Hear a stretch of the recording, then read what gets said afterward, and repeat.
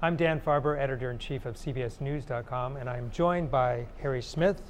And Harry has just returned from Tripoli, and I understand you had a really interesting experience getting out of Tripoli.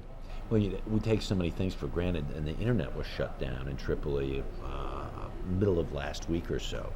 And so our folks who were booking me a ticket in London said, well, we can't really get through to Africa Airlines, but we have a res number for you. So we showed up at the airport Saturday morning, and the Africa desk guy kind of came and went. And finally, we went to where they were actually checking people in, because there were planes there, and one was going to go to Rome and one was going to go to Paris. Well, what airline was this? This is Africa. It's there are two airlines based in Libya. One is Africa and the other one is Libyan Air.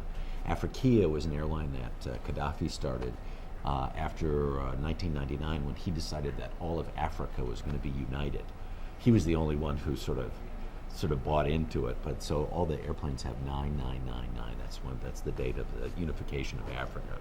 I mean, there's a lot of mythology, self-celebrated mythology. It seems in there. keeping with what we've learned about him over the last 40 so years. Anyway, so we look around, we're trying to find somebody who we can deal with, and we find a guy who's checking people in, and we say, we have a reservation. He said, well, it's not relevant.